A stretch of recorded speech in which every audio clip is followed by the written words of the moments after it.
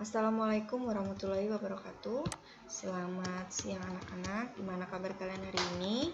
Jangan lupa mengisi daftar hadir untuk mengetahui kehadiran kalian dalam minggu ini. Nah, hari ini mata pelajaran spreadsheet dan kita akan melanjutkan. Oh ya, bagi yang belum mengumpul tugas, silakan dikumpul tugasnya. Hari ini paling lambat ya, karena sudah Ibu berikan waktu selama 1 minggu. Nah, minggu lalu itu materi kita adalah mengolah data dengan rumus statistik, di mana minggu lalu yang dipelajari adalah average, kemudian max, min. Nah, di sini Ibu tambahkan untuk pengertian dari rumus count, konta, kontif. Nah, kalau count itu untuk menghitung jumlah data, kemudian konta menghitung jumlah karakter sel yang berupa angka dan huruf. Kemudian kalau kontif itu digunakan untuk mencari karakter data yang memenuhi kriteria tertentu. Nah, jadi terus ada satu lagi count blank untuk menghitung sel atau rank yang kosong. Nah, jadi kalau konta itu apa bedanya dengan sum? Nah, kalau sum itu untuk menjumlahkan data yang berupa angka. Kalau count itu untuk menghitung jumlah data yang ada. Nah, ini contohnya 1 ditambah 1. Kalau kita menggunakan rumus sum, hasilnya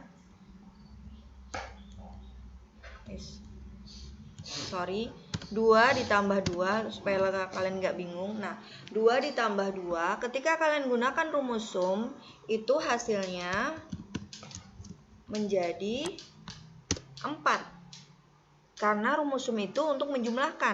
Nah, ketika kalian menggunakan rumus count seperti ini, 2 ditambah 2 hasilnya adalah 2. Karena angka 2-nya ada berapa? Ada 2. Nah, itu perbedaan rumus sum sama rumus count. Nah, kemudian kalau konta, kalau konta itu untuk menghitung karakter berupa angka dan huruf. Kalau misalnya di sini ada di sini ada abjad A. Nah, kemudian kita gunakan rumus konta. Nah, terhitungnya 2. Tapi kalau kita gunakan rumus count, apakah terhitung yang abjadnya tadi? Tidak, ya.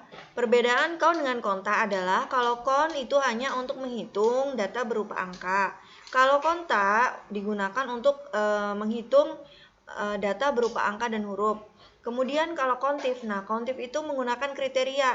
Misalnya lagi, nanti kalian latihan sendiri ya. Misalnya lagi di situ ada angka 2, kemudian ada angka 3, ada angka 2 lagi. Nah, berapa jumlah angka 2-nya? Ketika kalian mau mencari jumlah angka 2, itu kalian seperti ini.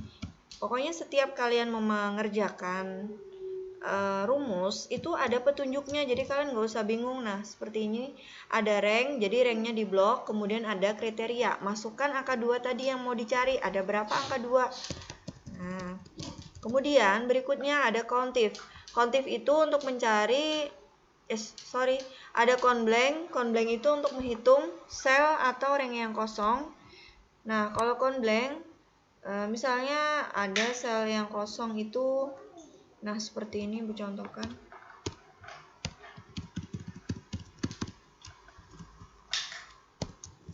Nah, isinya hanya 1 karena sel G ini Ibu kosongi. Ya, silakan kalian praktik sendiri di rumah. Kalau yang pakai laptop lebih mudah lagi. Nah, kemudian buka di bawahnya. Nah, ini di sini sengaja Ibu kosongi yang area warna kuning. Nah, area warna kuning ini nanti yang akan kalian kerjakan. Filenya sudah Ibu berikan kan? Nah, ini akan kalian kerjakan rata-rata gaji karyawan menggunakan rumus apa? Cari tahu sendiri. Kemudian gaji tertinggi, gaji terendah, jumlah karyawan. Nah, jumlah karyawan ini menggunakan rumus count, tapi nanti yang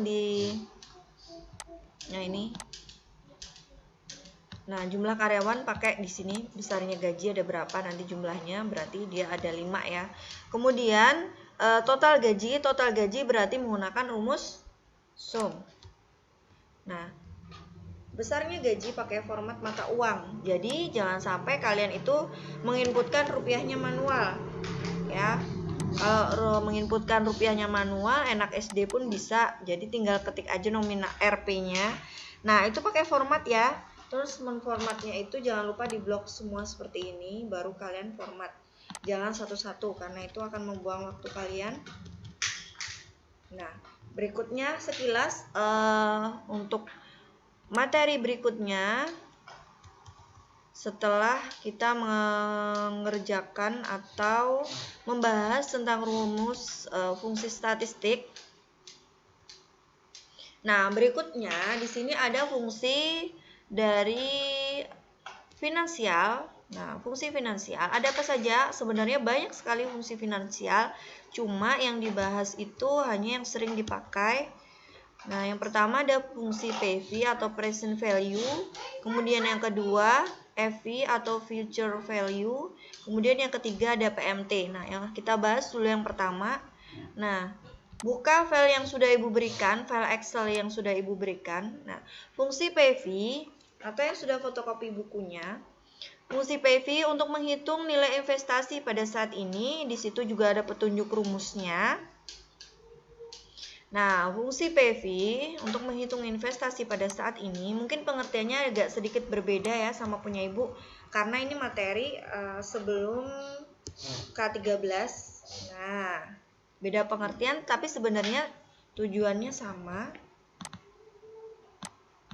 Nah, fungsi PV itu digunakan untuk menghitung besarnya pinjaman berdasarkan tingkat bunga dan pembayaran yang tetap atau untuk nilai investasi pada saat ini. Nah, ini coba kalian perhatikan contohnya. Nah, ini contohnya. Jadi tingkat bunga itu diklik dulu. Nah, oke, kita kerjakan dulu bersama-sama. Yuk.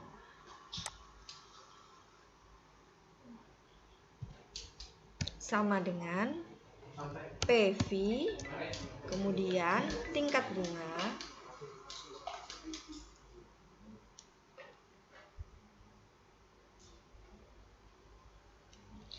S, ya, tingkat bunganya per 12 bulan.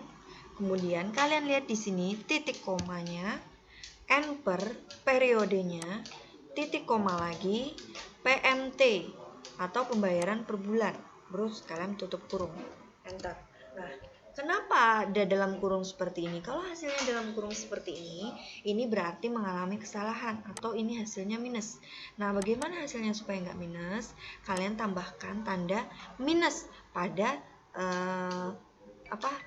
sebelum kata rumus PV-nya. Enter. Ya, sudah tahu. Nah, sekarang berikutnya ada di buku itu fungsi dari FV. Nah, apa sih FV? FV digunakan untuk mengetahui nilai investasi yang akan datang pada periode pembayaran dan tingkat bunga yang tetap. Nah, kemudian di sini, Nah, ini ada contohnya, pengerjaannya kurang lebih sama seperti yang tadi.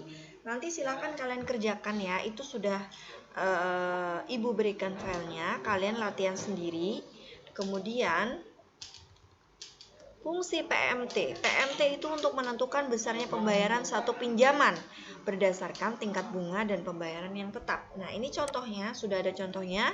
Silahkan kalian buka Excel-nya dan PowerPoint-nya. Nah, kenapa harus dibuka PowerPoint-nya? Nah, siapa tahu penjelasan Excel Ibu itu kurang lengkap. Jadi kalian buka PowerPoint-nya ya, paham? Nah, berikutnya fungsi PMT.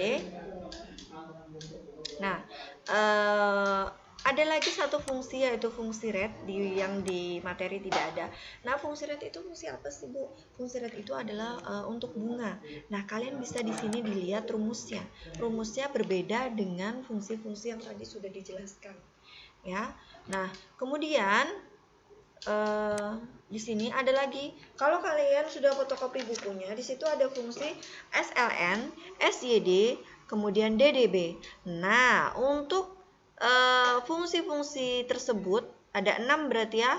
Ada PV, EV, PMT, SLN, SYD, kemudian DDB. Ibu minta tolong per siswa itu kalian 6 orang siswa perwakilan dalam setiap kelas mengumpulkan masing-masing satu rumusnya ya.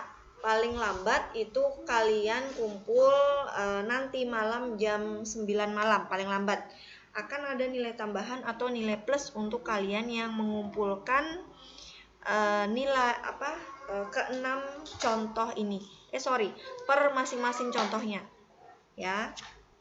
Nah, misalnya di kelas A nanti siapa yang kalian diskusi di grup dulu, atau kirim aja dulu langsung satu, nanti yang lainnya menyusul ya, sebanyak 6 materi. Nah, silahkan kalian kerjakan. Kalau ada yang belum paham silahkan ditanyakan. Itu kalau yang ada bukunya kalian buka di halaman 42, dibaca. Nah, yang lebih mudah lagi kalau yang ada bukunya halaman 42 sampai halaman 57.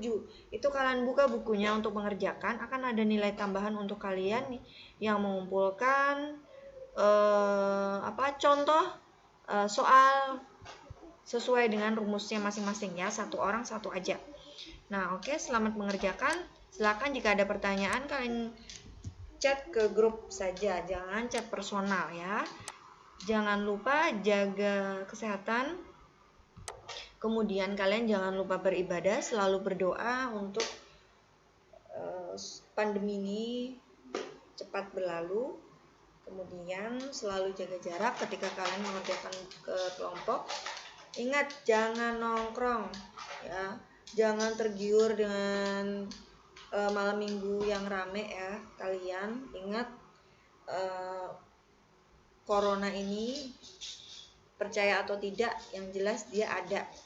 Nah, kalau kalian pasrah bilang gini misalnya, kita sakit itu sudah ketentuan yang kuasa. Nah, contoh aja kalau kalian ada mobil di depan kalian mau nabrak, kalian menghindar nggak? Nah, pasti kalian menghindar ya.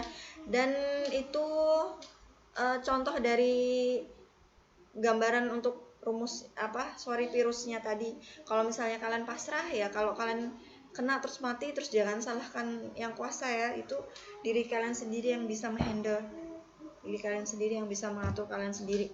Nah, jadi jangan menggampangkan segala sesuatu ya. Jangan lupa yang belum mengumpul tugas silakan dikumpul. Terus ibu tunggu 6 orang ini untuk mendapatkan nilai tambahan ya. Kalau ibu bilang ada nilai tambahan, berarti memang ibu tambahkan nilainya ke kalian ya.